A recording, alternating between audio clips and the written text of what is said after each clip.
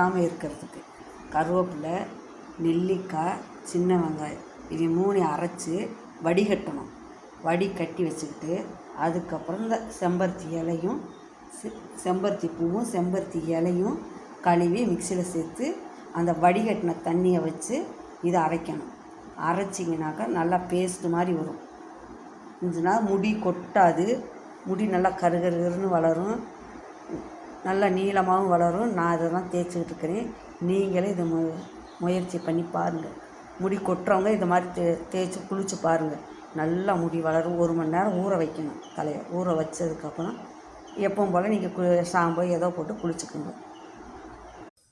இதை எப்படி இருக்குது கொல கொலன்னு நல்லாயிருக்கும் தலையில் தேய்க்க, சூப்பராக.